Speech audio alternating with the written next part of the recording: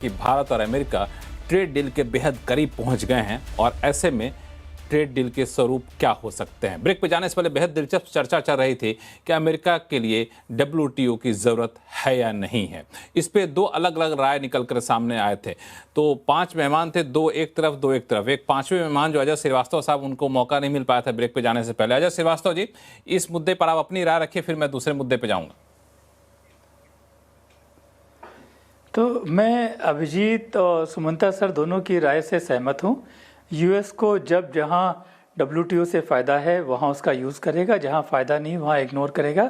और जहाँ तक रेलेवेंस की बात है WTO की, ये कि इररेलेवेंट हो रहा, मैं बिल्कुल भी सहमत नहीं हूँ। आप एक मोटा मोटा चीज़ लीजिए, देखिए जो वर्ल्ड का दुनिया का ट्रेड हो रहा है डिफरेंट देशों के बीच में, वो हर देश एक टैरिफ लगाता है। वो टैरिफ जो WTO में कंट्रीज़ ने कमिट किए हुए हैं, पूरी दुनिया वही टैरिफ चार्ज करती है बाकी दुनिया से, यूएस को छोड़ के। जब से मिस्टर ट्रंप आए हैं 9 महीने पहले से, उन्होंने अप्रैल 2 से लगाने शुरू किए एक्स्ट्रा टैरिफ। उसके पहले यूएस भी जो WTO कंप्लायंट टैरिफ थे वो लगाता था। बाकी पूरी दुनिया तो आज भी लगा रही है। तो जो दुनिया का ट्रेड हो रहा है, अगर मैं यूएस को आज हटा दूँ तो 80-85% ट्रेड आज भी WTO defined, WTO committed tariffs में कंट्रीज कर रहे हैं। तो ये कहना WTO इरेलेवेंट हो गया, मैं बिल्कुल भी नहीं मानता हूँ। ऐसा वस्तुस्थिति बिल्कुल नहीं है। हाँ, जहाँ तक नई चीज़ों में सहमत की बात है, वहाँ पर यूएस ने इंटरेस्ट लेना कम कर दिया है जहाँ उसका मन नहीं है, और मुझे लगता है थोड़े दिन के बाद में वो इंटरेस्ट लेना शुरू करेगा। बिल्कुल। दरअसल मैं ये जो WTO वाला मामला है ना, इस पे ऐसा करते हैं हम लोग किसी और दिन, बिल्कुल पूरा डिबेट इसी पे रखते हैं और आप लोग मेहमानों को ही बुलाऊंगा, चूंकि आप लोगों की राय बड़ी अलग अलग निकल कर सामने आई, बहुत अच्छी चर्चा होगी। लेकिन चूंकि मामला ट्रेड डील का है, दिलचस्पी लोगों की ट्रेड डील में काफ़ी ज़्यादा है। अजय श्रीवास्तव जी, एक सवाल ट्रेड डील को लेकर आपसे कि इस 9 महीने के भीतर भारत पर 50% टैरिफ लगने की वजह से भारतीय एक्सपोर्टर ने जो कस्टमर अपने खोए होंगे उनको वापस से पाना, अगर ट्रेड डील हो जाती है बेहतर तरीके से, तो कितना आसान होगा? देखिए, जो जनरली मैं बहुत सारे इंडियन एक्सपोर्टर्स को जानता हूं जो 3 जनरेशन से सेम बायर से बिजनेस कर रहे हैं, है ना। तो अभी मैंने काफ़ी लोगों से बात की तिरुपति में, कलकत्ता में या लुधियाना में। तो जब तक 25% टैरिफ था, वो कह रहे थे, हमारा यूएस बायर कह रहा है चलो आधा आधा नुकसान सह लेते हैं, क्योंकि ज़्यादा दिन ट्रंप का ये ड्रामा चलने वाला नहीं है, थोड़ा तुम सहो थोड़ा हम सहें। जब ये 50 हुआ तब रियल प्रॉब्लम शुरू हो गई। दोनों तरफ से ये हुआ कि कुछ नहीं हो सकता है और एक्सपोर्ट्स डाउन है। इसीलिए हमने देखा कि जैसे कि सोलर सेल्स का एक्सपोर्ट्स जो है वो 60% डाउन है, जेम्स एंड ज्वेलरी का 50% डाउन है, गारमेंट्स का 40% डाउन है, मेरीन प्रोडक्ट का 50% डाउन है। तो जो डाउन हो गए हैं, इनमें जो नए किसी ने बायर ढूंढे हैं, वो बायर तो शिफ्ट हो गए होंगे। और अगर केवल टैरिफ की वजह से शिफ्ट हुए हैं तो शायद अगर बाद में अप्रोच करें तो मिल सकते हैं, लेकिन जो पुराने बायर्स हैं शायद वो जल्दी पकड़ में आए। लेकिन प्रिसाइजली कुछ नहीं कहा जा सकता है, क्योंकि केवल टैरिफ एक बड़ा अड़चन है, लेकिन बायर सेलर के बीच में एक ट्रस्ट होता है, एक बॉन्ड होता है जो धीरे धीरे डेवलप होता है। एक बार वो ब्रेक हो जाता है तो नए सिरे से बनाना जो है थोड़ा सा मुश्किल तो होगा। इसलिए अगर डील 1-2 महीने में हो जाता है, देखिए अभी तक सितंबर जो था पहला महीना था जब 50% टैरिफ था, और अगर डील, अब अक्टूबर का डेटा आने वाला है 4 दिन के बाद में, उसमें भी मुझे मालूम है काफ़ी हमारा गिरेगा एक्सपोर्ट्स। अगर ये 2-3 महीने और 50 रहा तो प्रॉब्लम होगी। इसीलिए मैं कह रहा हूँ, जब मिस्टर ट्रंप कह रहे हैं कि ऑयल इंडिया ने सब्सटेंशियली कम कर दिया है, तो आप तुरंत इंडियन गवर्नमेंट को पब्लिक स्टेटमेंट देना चाहिए कि आपके हिसाब से हमने कम कर दिया है, तो प्लीज़ आपने जो ऑयल के टैरिफ की थी 50 से 25 करिए। एक बार 25 आ जाएंगे तो इंडियन एक्सपोर्टर के कंट्रोल में हो जाएगा, क्योंकि बाकी लोगों के पास में 17, 18, 20% है, हम लोग उनसे कम्पीट कर सकते हैं। बिल्कुल। दरअसल बैकडोर से ये चीज़ें पहुंच गई होंगी, क्योंकि डेटा तो सबके सामने होता है, लेकिन पॉलिटिकली ये सारी चीज़ें कहना थोड़ा सा आत्मघाती होता है भारत जैसे डेमोक्रेटिक कंट्री में।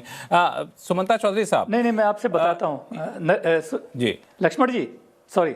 हाँ, देखिए, बोलिए अपने बात। हाँ, जब ट्रंप ने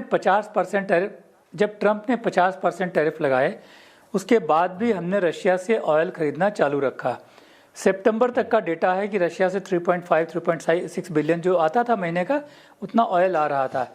ये जब उन्होंने सैंक्शंस लगाए हमारे ऊपर अक्टूबर 22 को, उस समय हमारा प्राइवेट सेक्टर और पब्लिक सेक्टर उनको लगा सैंक्शन से उनको सीधे पर्सनल नुकसान होगा, उनका जो है इंटरनेशनल ट्रांजैक्शन बंद किया जा सकते हैं, उनका सॉफ्टवेयर एक्सेस रिफाइनरी का बंद किया जा सकता है। उसके बाद उन्होंने डिसीजन लिया, आई थिंक बिना गवर्नमेंट ऑफ इंडिया के बीच में पड़े उन्होंने डिसीजन लिया कि नहीं अभी हमें नुकसान होने वाला है, इसलिए उन्होंने जो है धीरे धीरे करके कम किया है, जो कि ट्रंप ने भी नोटिस किया है। तो ये जब पर्सनल मार पड़ी तब कम हुआ है, ये हमारा किसी पॉलिसी की वजह से कम नहीं हुआ है, क्योंकि हम तो 50% टैरिफ के बाद भी रशिया से खरीद ही रहे थे ऑयल। ठीक है सुमंता चौधरी साहब, मैं सवाल थोड़ा सा अलग पूछना चाहूंगा कि इस ट्रंप के पूरे टैरिफ के इशू के बाद सरकार ने भी कई बार कहा कि एक्सपोर्टर्स ने काफ़ी ज़्यादा निर्भरता रखी यूएस के मार्केट के ऊपर। चाइना जैसे समय समय पर अपने आप को डाइवर्सिफाई करता गया अपने मार्केट को, इंडिया को भी अपने मार्केट को डाइवर्सिफाई करना चाहिए, बार बार सरकार ने दलील भी दी और अब जाके कैबिनेट ने मंजूरी भी दी है एक्सपोर्ट प्रमोशन मिशन को लेकर के, जिसमें करीब 25,000 करोड़ रुपए का फंड एलोकेट किया गया 6 साल के लिए, जिसमें आप market diversification, market promotion, branding की बात करेंगे तो सरकार वहां पे इंसेंटिव देगी। तो भले ही ट्रेड डील हो जाए यूएस के साथ, लेकिन एक्सपोर्टर्स को आपको लगता है कि चाहिए कि अब थोड़े से अपने आप को डाइवर्सिफाई करिए, किसी एक देश पे इतना निर्भर मत रहिए कि वहां बंद हो जाए तो आपके धंधे बंद हो जाए। बिल्कुल, नॉर्मली हम जो डिपेंडेंस की बात करते हैं तो इंपोर्ट में ज्यादा करते हैं, इंपोर्ट डिपेंडेंस। बट अब जो पिछले 2-3 सालों या 4 सालों में हुआ है, एक्सपोर्ट डिपेंडेंस भी अगर एक पर्टिकुलर डेस्टिनेशन पे बहुत ज्यादा निर्भर है तो वो भी उचित नहीं है और उसमें भी आपको जो है नुकसान हो सकता है, विच हैज बीन प्रूव्ड। तो डाइवर्सिफिकेशन जो है वो बहुत जरूरी है। जो आप कह रहे हैं ट्रेड डील हो या ना हो, अगर टैरिफ फिर से रेस्टोर भी हो तब भी डाइवर्सिफिकेशन की जरूरत है। और उस हिसाब से अगर आप देखें कि हम जो अब डिफरेंट ट्रेड डील्स कर रहे हैं, एफ्टा के साथ किया है, यूके के साथ किया है, ईयू के साथ बातचीत जहां तक पब्लिक डोमेन में आया है कि फास्ट ट्रैक पे है, हर महीने जो है नेगोशिएशन हो रहा है और ये आशा है कि वो भी जल्दी ही that trade deal can be closed. UAE के साथ किया है और भी मार्केट्स है, ऑस्ट्रेलिया। तो ये जो इन सब मार्केट्स में भारत को लार्जली इंडस्ट्रियल प्रोडक्ट्स में डे 1 में 95% के करीब जीरो ड्यूटी टैरिफ मिला है।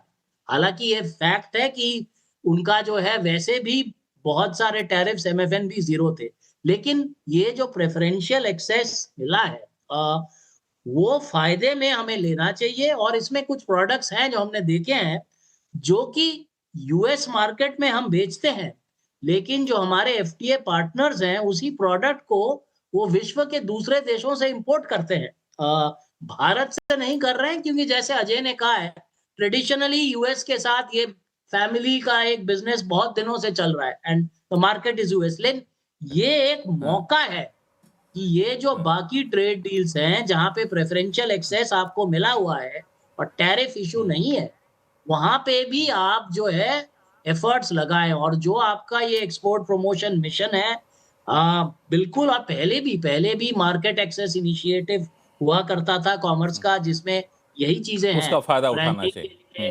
मार्केट डाइवर्सिफिकेशन है।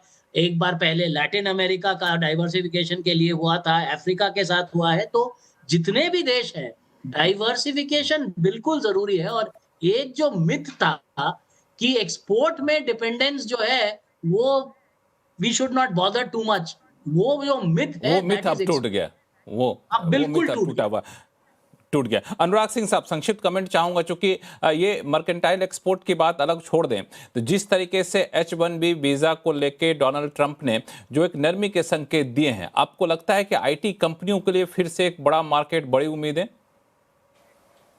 हाँ बिल्कुल ठीक है, बिकॉज वो स्टैंड पूरा सॉफ्टवेयर हो गया है और वो होना भी था लक्ष्मण जी, बिकॉज आज बिग टेक कंपनीज यहाँ पर भी काफी पावर वील्ड करती हैं और अगर आप उन्हीं के साथ हाथ मिलाएंगे तो ये उनके अगेंस्ट में कोई भी पॉलिसी कैसे चल सकती है। देखिए ये भी फ्री मार्केट का रिफॉर्म की बात है ना, कि यूएस में देखिए एक कंट्री का डीएनए होता है ना, तो जो यूएस का डीएनए है वो ये है कि यहाँ पर जो कॉर्पोरेट्स चाहते हैं वो होता है।